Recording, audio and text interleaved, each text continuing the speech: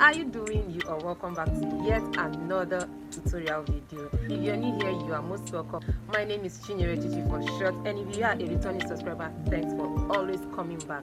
And in today's tutorial, guys, I'm going to show you every single step all the way on how to achieve this very beautiful jacket that you can see right here. I know this video is the one you're interested in. Please sit right back, relax and enjoy, and please don't forget to like, don't forget to subscribe, and put up your post notification bell to always get notified whenever I upload a new video. Thank you, guys. So for the jacket, I'm going to start with the back. I'll start with the vertical measurement, and for the vertical measurement, because this is a jacket, we always have the back, falling towards the front. It's not exactly on the shoulder. The back is always longer than the front.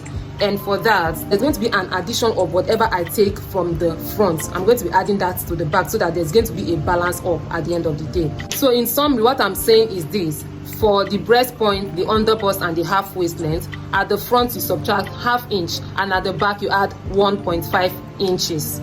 But for the armhole, the only thing you're going to be doing is just take out 1 inch from the front and add 1 inch to the back. So the armhole length for this person is 8 inches. So for the front minus 1 is 7 inches. And then for the back, we have 9 inches. That's for the armhole. Then for the breast point, the underbust, and the half waist length, for the back, I added 1.5. And then for the front, I subtracted ½ an inch to the actual measurements. I hope that is well understood. So this is our 9-inch new armhole length for the back. And the new breast point for the front, we have 11.5. The new underbust for the back, we have 15.5. The half waist length, we have 18.5. I come to the center fold, I do the same thing. And then I'm going to be connecting the 2 points together.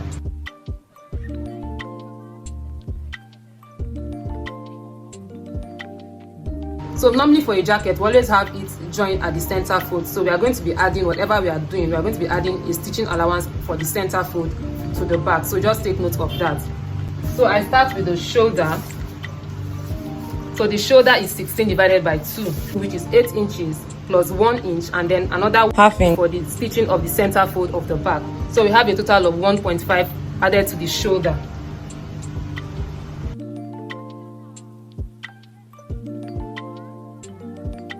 And then for the armhole curve, I'm going to be dividing the bust by 4 plus our stitching allowance at the center fold.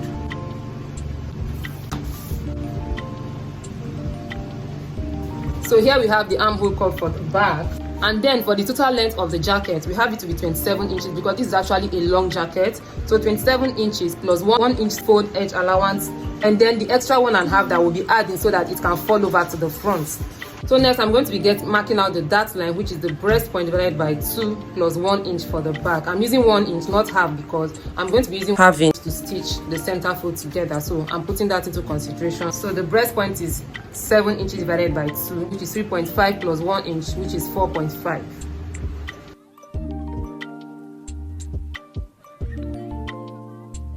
So between the dart line, I mark ½ inch between the dart line at the half waist and at the underbust. Meanwhile, and then I connect both points together, and then I connect also to the breast point and then to the base of the jacket.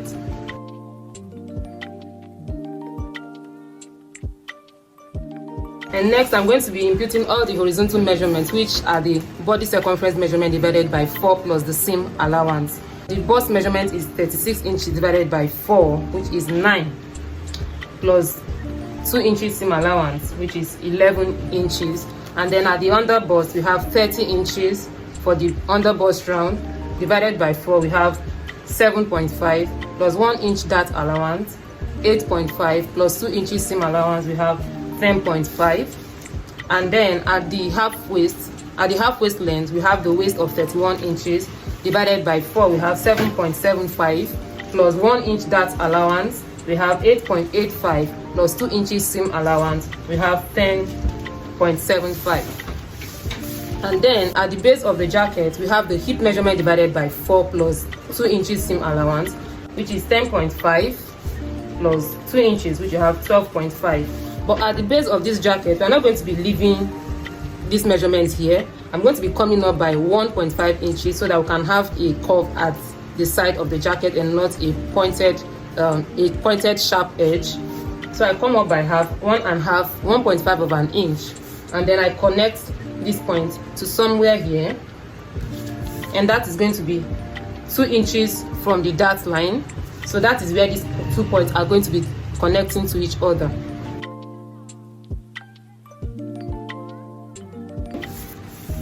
And then I'm going to be connecting all these points by the side. And remember that we have half an inch for the joining of the center fold of the back. So I'm going to be adding that half an inch to the side like this.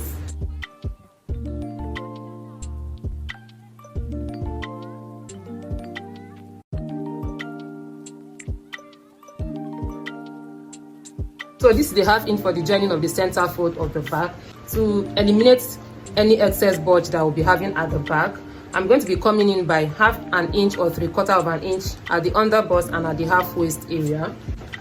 So I come in by half an inch, and then I'm going to be connecting.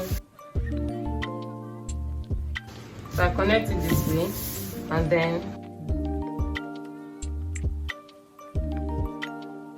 so this is going to be eliminating any excess bulge that might occur at the center of the back.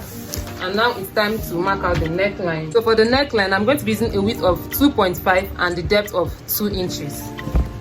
Remember, we have half inch to join the center fold. So that 2.5, I'm going to be adding half an inch to it, which will give me 3 inches. That is plus the half inch stitching allowance for the center fold. And then I have the depth to be 2 inches. And I connect like this. And then for the shoulder slant, I come down by 3/4 of an inch here. I have 3/4 of an inch downwards this way, and at the base of the neck, I come out by half an inch, and then I connect this point to this point. So with that, our basic back pattern is ready. So let's cut out.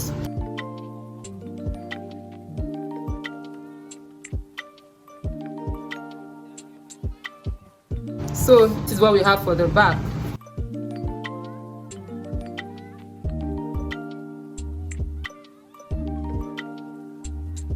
So this is for the front pattern, and as you can see, I have all the vertical measurements marked out just like I did to the back, but in this case there is a difference like I stated earlier while I was marking that of the back, and I'm going to state exactly what the difference is for the front. So as you can see, I have some spaces marked out above the pattern paper and by the center fold area of the pattern paper before I actually started all the basic bodies right in the middle of the whole thing. So I have this space up here. I have about 4.5 inches up above the pattern papers, and then at the front part of the jacket as well, I marked out about 3 inches on this part. So all the basic bodies pattern will be done from this part. That all the measurement for the basic bodies pattern I'll be measuring from this part outward like this, and then all the vertical measurements for the basic bodies pattern I'm going to be measuring from this point all the way down. Okay, so this part and this part is going to serve for the lapel area, the lapel and the collar area of the jacket. So we have no business working with this place while we draft the basic bodies pattern. Okay, so from here to here I have the armhole length, I have the breast point, I have the under bust, and then I have the full front length, and of course the full top length of the jacket.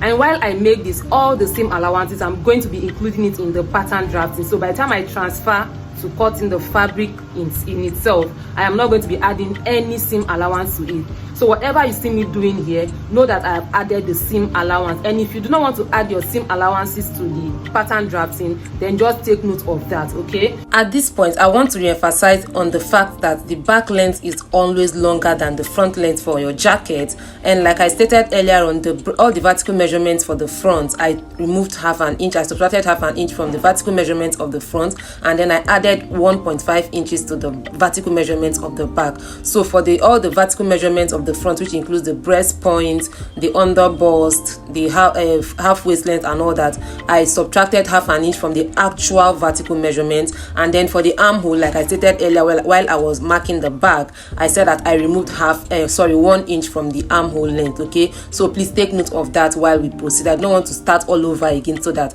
this video is not too long. Thank you. So for the breast point, I subtracted half an inch from the breast point.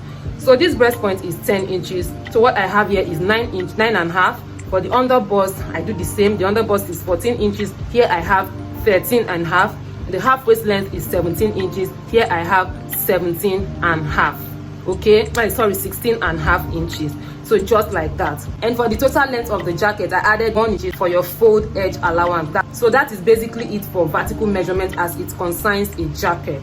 So from this point to this point is the shoulder divided by 2 plus 1 inch. So that is what we have from here to here. And then from here to here is the armhole length. And for the armhole length, I used 7 inches. That is 8 minus 1. For the armhole curve, the length of the armhole I divided by 2. So the midpoint, which is here, and to know exactly where the armhole curve is supposed to terminate, I divided the bust measurement by 4 inches. So what I measured up to this point. So this is the point of the bust measurement divided by 4. So that was where the armhole terminated. So with the help of my curve rule, I had this armhole curved out this way. Okay, I hope we are following. So that is basically it for the armhole, and I believe that at this point you now know how I came about all that you are seeing here already, because I intended, jotting out the basic bodice pattern and just go ahead to show us how to make a jacket out of the basic bodice pattern. But for the sake of my new business, I'm going to do everything from the scratch.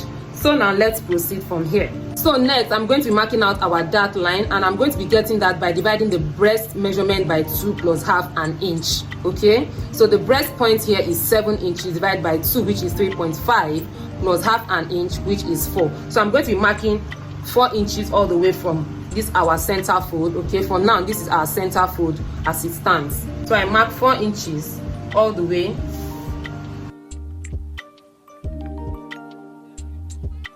So what we have here is our dart line, and that is the breast point divided by 2 plus half an inch. So at the under bust and at the half waist length, I'm going to be marking half an inch between the dart line. And so I'm going to be connecting both points together. And here we have it. And I'll connect upward to the breast point and then down to the top length. So next, I'm going to be marking out the neckline that I want. For the neckline, I'm going to be using the width of 2.5 and the depth of 3 inches. You can use 3.5, but please not go below 3.5, because if you do that, you are going to be having a very low lapel, which will not give you a very fantastic look. So 3 inches or 3.5 at most is just okay for the depth of your neck. So I have the 2.5 inches here, and then I have the 3 inches at this point. So I'm going to be connecting the width of the neckline to the depth of the neckline. So here we have the neckline, and then I come to the shoulder area. I'm going to be slanting the shoulder, and to do that, I'll come down by 3/4 of an inch on this side. And then at the base of the neckline, I'm going to be coming out by half an inch. So we are going to be having this point connecting to this one here. So now it's time for me to impute all the horizontal measurements. That is the body circumference measurements divided by 4 plus half plus the seam allowance. So the bust is 36 inches divided by 4 will give us 9 inches plus 2 inches seam allowance, which is 11, right? So as the under bust is 30 inches. So for the under bust round of 30 inches, I have it divided by 4, which is 7.5. 1 inch for the dart seam allowance, which we have here, and the 2-inch sewing allowance, which we have here, okay? And at the waist area, the waist is 31 inches divided by 4, which will give us 7.75, plus 1 inch for the dart sewing allowance, which we have here, plus 2 inches sewing allowance, okay? That we have here. And at the base of the jacket, we are going to be having the hip divided by 4 plus the seam allowances as well. So the hip here is 42 inches divided by 4, which is 10.5 inches. So we have here 10.5, and then plus 2 inches seam allowance, we have it right here. At the base of the jacket, I'm sure you remember what we did to the back, so I'm going to be doing exactly the same thing to the front. That is coming up by 1.5 inches and then curving it towards the dart area and then shaping the side. So here I've come up by 1.5 inch. Okay, so the hip measurement divided by 4 plus seam allowance, I mark it exactly at this 1.5 inch that I came up by. So here we have it. So all the points, we are going to be connecting it down to this place and not here. Okay, so from the dart line, you mark 2 inches outward. So this is the point where this point is going to be touching this one. So with this, we have our basic bodice pattern drafted. So let's now proceed to the jacket making proper. So basically, for a jacket, this space that we have right in front here is going to cover for the lapel and then the button area. So that is what we have here. And this one we have above here is going to cover for the collar of the jacket. So let's start with this lapel and button area. So first of all, I'm going to be coming out by 1 inch from this point all the way up. That's for the button area. That's the 1 inch is for the button area. And then I come out by an extra 1 inch or 1.5, depending on how big you want your lapel to be. But I want this lapel to be minimal as possible. So I'm going to be coming out by an extra 1 inch or 1.5 inches for the lapel area.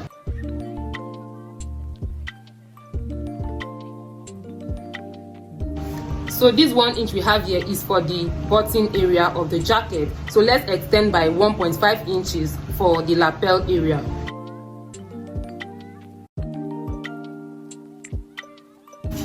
So you can see, like I stated, you can use 1 inch for the lapel as well. You can use 1.5, but please not go above that unless you want a very dramatic looking lapel. So I have the lines extended to where the neck depth stopped.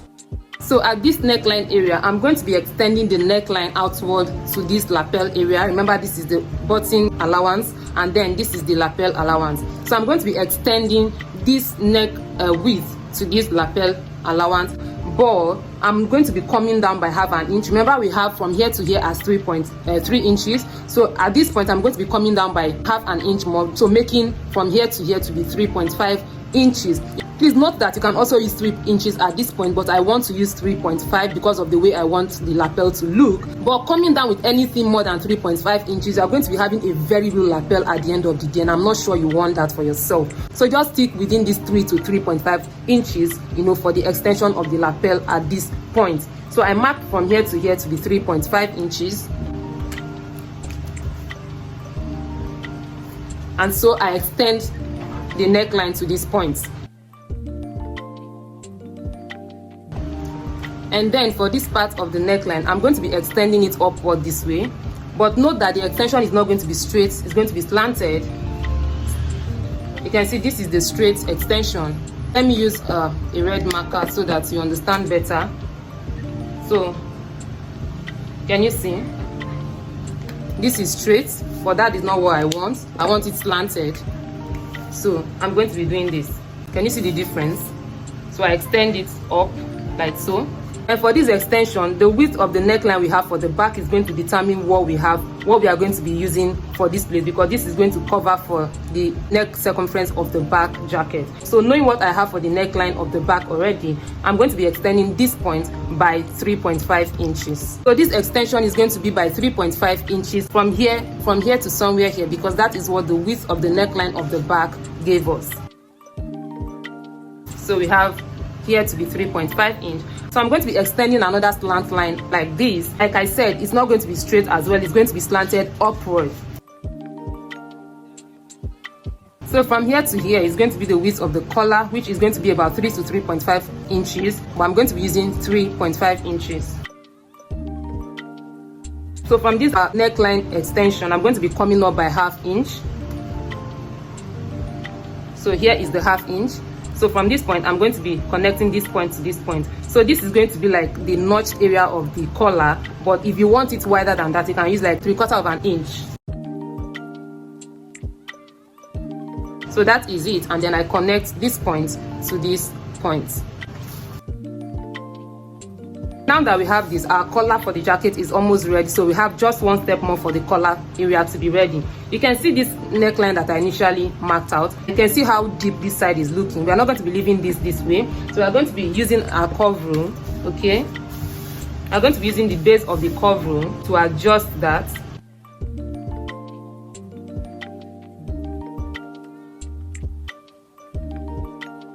Okay, so this point is out of it, so this is our new collar. So this place is our collar for the jacket. So I'm going to be having a connection from the tip of our lapel to the underbust area, and remember, I'm going to be connecting it at the 1-inch area. So I extend the underbust line to this point, and then I connect this point to this point. So this is what we have. So this is our jacket area, and then this is the collar area. So let's start the cutting process. But first of all, I'm going to be taking out the collar area of the jacket.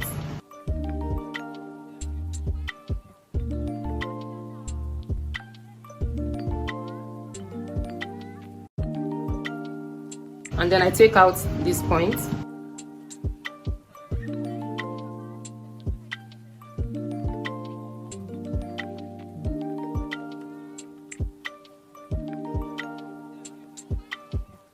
So you can see where I'm cutting along for this area.